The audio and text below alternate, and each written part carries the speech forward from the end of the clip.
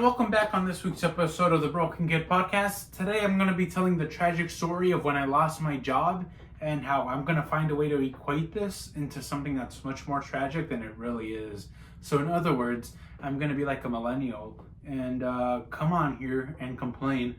And on this podcast, I'm going to be talking about how me losing my job a few months ago is equivalent. I'm going to try to tie it into something bad, into something even worse, because that's just what us young people do. But anyhow, fast forward to about a year and a half ago, I started working at this job. It was a dog grooming spa, right?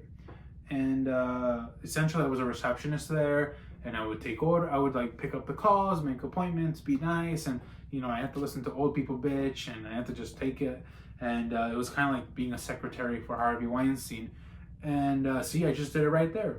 I'm comparing working meager job to getting, whatever Weinstein would do to his secretaries.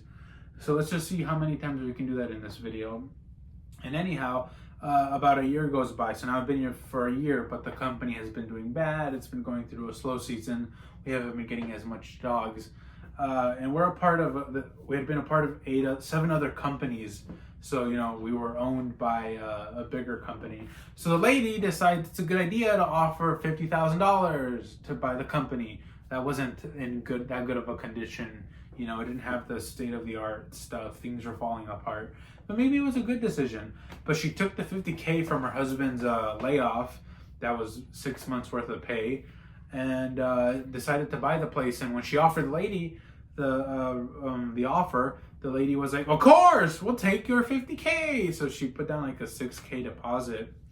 And who wouldn't want to get rid of a burning ship, or a sinking ship? And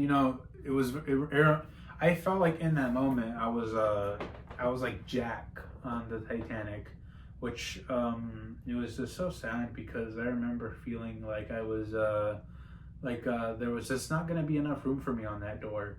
And I remember that they come to me, and when they finally do go through with the deal, I thought, oh man, this is going to be amazing. There I was thinking maybe we both fit on the door. And according to Mythbusters, both would fit on the door. And see, I just did it again. I tied it down to another tragic. What's next, 9/11? Not yet. We're not landing there yet. It's not the end of the video. Wait, actually, now that I think of it, those planes never landed, at least not in one piece. And see, I did it again. So that's the 3rd time. And I remember, they come to me and they're telling me, we're going to have to cut they're essentially telling me that my job no longer exists because, they're so small and they're buying the place. They're not going to have enough money. So they give me the second option of becoming a dog groomer. And I said, I'm not into doing that to dogs. First of all, that's nasty and that's sick. And I don't want to groom a dog. And then they said, no, we mean like cut the hair of the dog, not groom a dog. Just like John Wayne Gacy would groom his little child victims. So I just did it again. I just tied a normal, ordinary, painful experience to something even more tragic that should probably not be made fun of.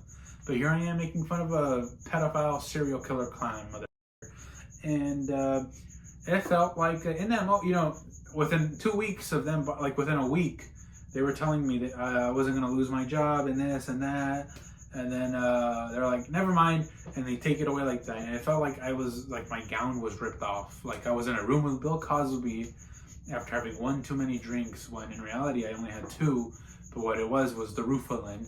And they just ripped it off, and I was naked.